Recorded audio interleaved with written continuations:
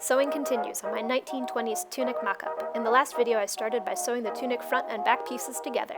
Based on the pattern illustration, I decided to cut the neckline down to about my navel and marked the spot with a safety pin. It was much lower than the neckline that the pattern piece seemed to suggest, which is marked here with a bit of red thread. I regret the decision immediately. The way the neckline gapes open is frankly scandalous. In retrospect, I should have started by cutting to the red thread before deepening the neckline. But I soldier on. The next step, turn to wrong side seam allowance and tack invisibly. I wasn't sure whether or not this meant to hem, so I decided to hem. I began this process by folding the neckline in about 1/8 of an inch and pinning it. Then it was off to my tiny ironing board to gently steam and press that fold into place. Once that was finished, I folded the hem over itself, concealing the raw edge, and pinned once more in preparation for hand hemming.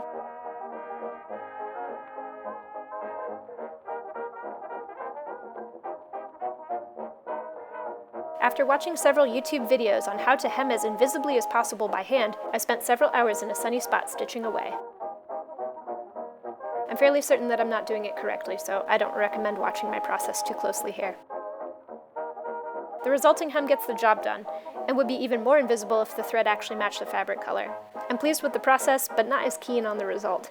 In particular, I'm not fond of how the bottom of the neckline looks, or how difficult it was to stitch. I have a hunch that I've done it wrong. The instructions say to cover the raw edges of the neckline with ribbon or piping, but the way I've done it, there aren't any raw edges. Since I'm already unhappy with the depth of the neckline, I've decided to move on. The next step, according to the instructions, was to add casing for elastic at the, quote, desired waistline. Based on the pattern illustration and my basic understanding of the 1920s silhouette, I decided that the waistline should be dropped down to hip length. This put it about 17 inches up from the hem. I marked the wrong side of the fabric, first 2 inches from the seam side, as per instruction, and then up 17 inches from the hem. I also got to use one of my favorite sewing tools, a bias tape maker. This little contraption folds the fabric as it slides through, allowing me to press it without burning my fingers. In my opinion, it's a very satisfying process.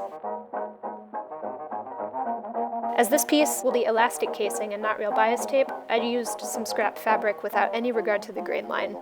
This pleasantly does not come back to haunt me. We take whatever victories we can get here, folks. I took care to fold over the edges to prevent fraying and pinned the casing in place along the marks. As you can see, I am still struggling to keep the ironing board from incorporating itself into my tunic, until it finally dawns on me to slide a plastic ruler between the ironing board and my fabric for easier pinning. My life improves immensely. Then it's over to the machine to stitch the casing into place before threading the elastic through. I'll show you the threading the elastic through process later because, spoiler alert, I have to do it twice. As it turns out, a dropped hem that includes elastic was a terrible idea. Once the dress clears my hips, it stays put.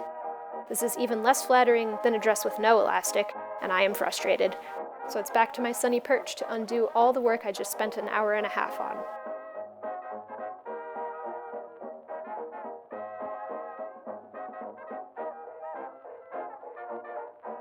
This time I followed the instructions in spirit and placed the waistband at my actual desired waistline, which is about 5 inches higher. Luckily, the pencil marks are still visible from the first round, so I'm able to measure from there.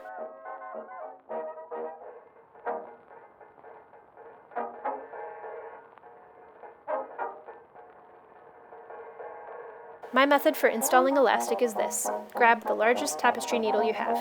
Pin a bulb-shaped safety pin through your elastic and then through the eye of the needle. Secure the loose end of the elastic to the fabric and work the tapestry needle through the casing. These instructions say to draw up to desired fullness, so I settled on about 2 inches of negative ease.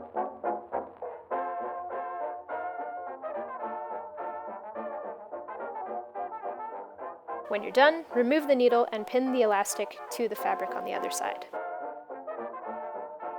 Here's the result, a much higher waistline that sits nicely and doesn't look like a mistake. It ended up being about 1 inch higher than my actual preferred waistline, but it's not enough to bother me here. As you can see, the neckline is gaping even more now that it's been hemmed. Perhaps the hem was a mistake. But the good thing about mistakes is that you can learn from them, which I certainly will. Join me next week for sleeves, sleeves, more sleeves, and potentially a hem. Thanks again for watching.